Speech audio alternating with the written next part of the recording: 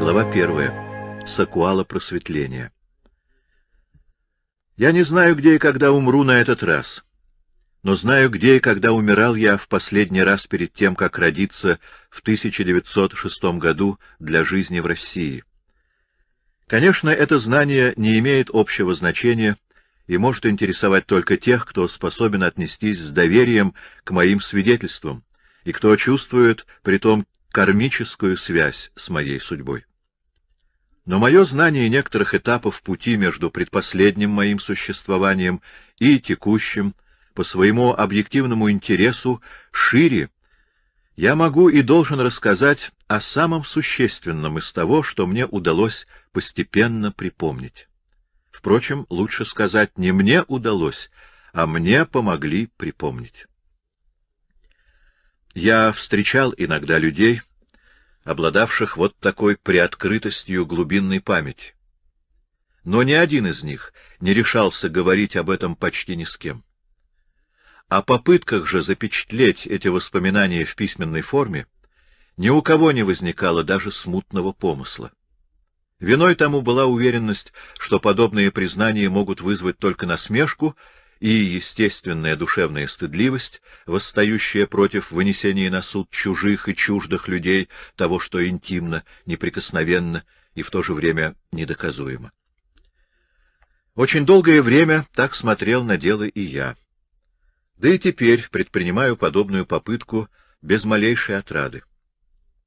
Но так как решительно все, о чем я рассказываю в этой книге, имеет столь же бездоказательный источник, то я не вижу больше оснований молчать именно о прорывах глубинной памяти. Надо было или не начинать книги совсем, или, раз уже начав, говорить обо всем вопреки боязни.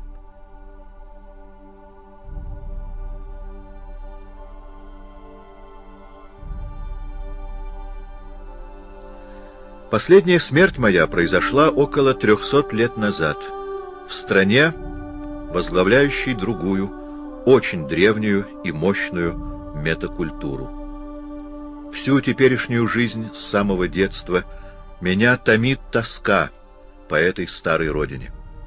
Быть может, так жгуча и глубока она, потому что я прожил в той стране не одну жизнь, а две, и притом очень насыщенные.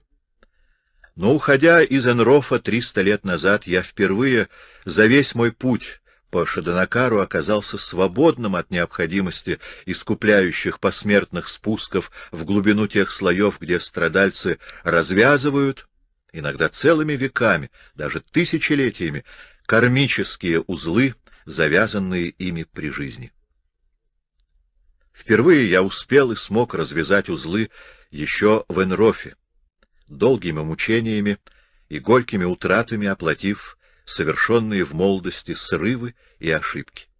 И в первый раз я умирал с легкой душой, хотя по религиозным воззрениям той страны должен был бы ожидать воистину страшного посмертия.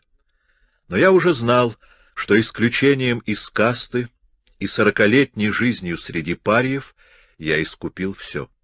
Смерть была легка и полна надежды. То была вещая надежда. Такая не обманывает. О первых часах, даже о нескольких днях моего нового бытия мне до сих пор ничего не удалось вспомнить. Но зато я помню несколько местностей того нового слоя, в котором долгое время существовал вслед за тем.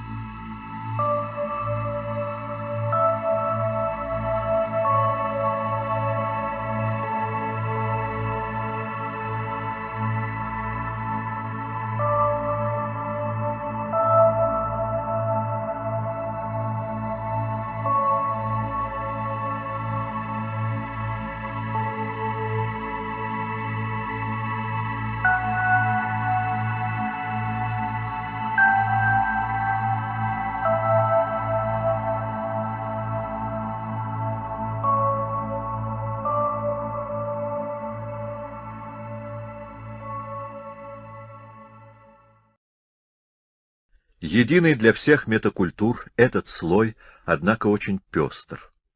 В древней, тропической, огромной метакультуре дважды обнимавший мою земную жизнь.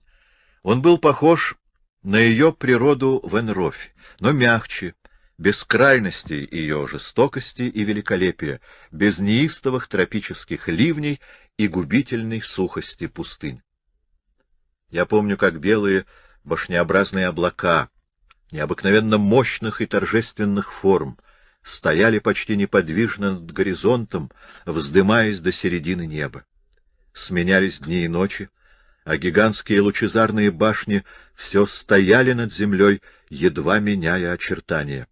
Но самое небо было не синим и не голубым, но глубоко зеленым. И солнце там было прекраснее, чем у нас. Оно играло разными цветами, медлительно и плавно их сменяя, и теперь я не могу объяснить, почему эта окраска источника света не определяла окраски того, что им освещалось. Ландшафт оставался почти одинаков, и преобладали в нем цвета зеленый, белый и золотой. Там были реки и озера. Был океан, хотя увидеть его мне не довелось. Раз или два я был только на побережье моря. Были горы, леса и открытые пространства, напоминавшие степь. Но растительность этих зон была почти прозрачна и так легка, какими бывают леса в северных странах Энрофа поздней весной, когда они только начинают одеваться лиственным покровом. Такими же облегченными, полупрозрачными казались там хребты гор и даже сама почва, как будто все это было эфирную плотью тех стихий, чью физическую плоть мы так хорошо знаем в Энрофе. Но ни птиц, ни рыб, ни животных не знал этот слой. Люди оставались единственными его обитателями. Я говорю «люди», разумея под этим не таких, какими мы пребываем в Энрофе, но таких, какими делает нас посмертие в первом из миров просветления. Наконец-то я мог убедиться, что утешение, которое мы черпаем из старых религий в мысли о встречах с близкими, не легенда и не обман, если только содеянное при жизни не увлекло нас в горестные слои искупления. Некоторые из близких встретили меня, и радость общения с ними сделалась содержанием целых периодов моей жизни в том слое. Он очень древен. Когда-то в нем обитало ангельское прачеловечество, а зовется он Олирной. Это музыкальное слово кажется мне удачной находкой тех, кто дал ему имя.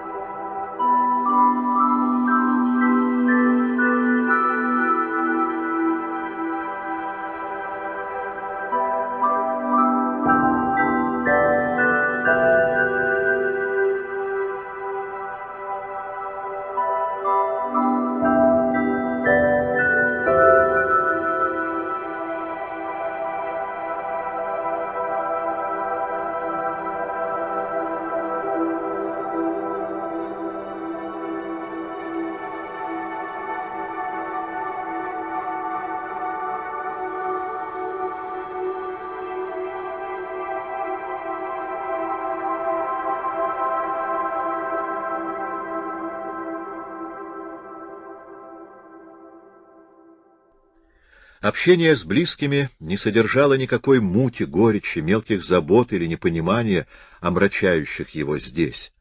Это было идеальное общение, отчасти при помощи речи, но больше в молчании, какое здесь бывает знакомо лишь при общении с немногими, с кем мы соединены особенно глубокой любовью и в особенно глубокие минуты. От забот о существовании, имевших в Энрофе столь необъятное значение, мы были совершенно освобождены. Потребность в жилье сводилась на нет мягкостью климата. Кажется, в Олирнах некоторых других метакультур это не совсем так, но в точности я этого не помню. Пищу доставляла прекрасная растительность. Напитками служили родники и ручьи, обладавшие, как мне припоминается, различным вкусом. Одежда, вернее, то прекрасное, живое, туманно светящееся, что мы пытаемся в Энрофе заменить изделиями из шерсти, шелка или льна, вырабатывалось самим нашим телом, тем нашим эфирным телом, которого мы почти никогда не сознаем на себе здесь, но которое в посмертии становится столь же очевидным и кажется столь же главным, как для нас физическое. И в мирах просветления, и в Энрофе без него невозможна никакая жизнь. И все же первое время в Олирне для меня было отравлено тоской об оставшихся в Энрофе. Там остались дети и внуки, друзья и старушка-жена, то драгоценнейшее для меня существо, ради которого я нарушил закон касты и стал неприкасаемым. Прерыв связи с ними питал постоянную тревогу об их судьбе. Скоро я научился видеть их смутные облики, блуждавшие по тернистым тропам Энрофа. А некоторое время спустя уже встречал свою жену, такую же юную, какой она была когда-то, но более прекрасную. Ее путь в Энрофе завершился несколькими годами позже моего, и теперь радость нашей встречи не была омрачена ничем. Один за другим раскрывались новые органы восприятия, не те органы зрения и слуха, которые в эфирном теле полностью совпадают с соответствующими органами тела физического, нет. Те органы зрения и слуха действовали с первых минут моего пребывания в Олирне, и именно через них я Олирну воспринимал. Но то, что мы называем духовным зрением, духовным слухом и глубинной памятью, то, к раскрытию чего стремятся в Энрофе величайшие мудрецы, то, что раскрывается там лишь у единиц среди многих миллионов, то, что в Олирне раскрывается постепенно у каждого. Духовное зрение и слух преодолевают преграды между многими слоями. Жизнь оставленных мною на земле я воспринимал именно ими, еще не отчетливо, но все же воспринимал. Я наслаждался просветленной природой, такой зрительной красоты я не видал в Энрофе никогда.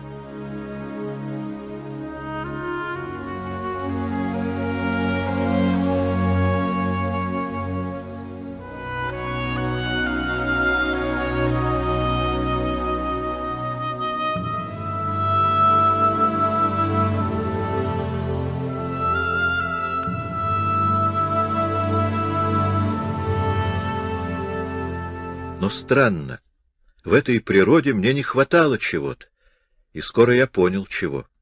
Многообразие жизни. С печалью я вспоминал пение и щебет птиц, жужжание насекомых, мелькание рыб, прекрасные формы и бессознательную мудрость высших животных. Только здесь мне уяснилось, как много значит для нас, для нашего общения с природой, животный мир. Однако те, кто знал больше меня, вселяли надежду, что древняя смутная мечта человечества о существовании слоев, где животные предстают просветленными и высокоразумными, не мечта, но предчувствие истины. Такие слои действительно есть, и со временем я буду вхож в них. Позднее, совсем недавно, мне напомнили о некоторых зонах, которые имеются в Олирнах всех метакультур. Говорилось об областях, похожих на холмистые степи. Там находятся некоторое время те, кто в Энрофе был слишком замкнут в личном, чьи кармические узлы развязаны, но душа слишком узка и тесна.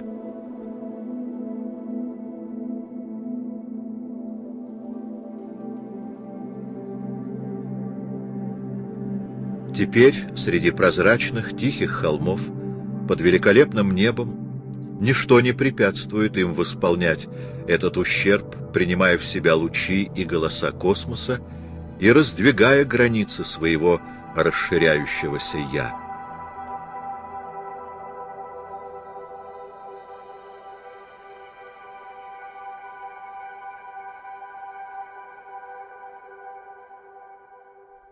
Говорилось и о зонах Олирны, похожих на горные страны. Там, в долинах, трудятся над собой те, кто смог уверовать, точнее, достоверно почувствовать потустороннее, уже только в посмертии. Они созерцают оттуда горные вершины, но не такими, какими видим мы их, а в духовной славе. Могущественные духи, господствующие там, льют в созерцающих струи своих сил. И способности души, парализованные неверием, раскрываются там в дни и годы непосредственного лицезрения многослойности Вселенной и торжественного величия других миров.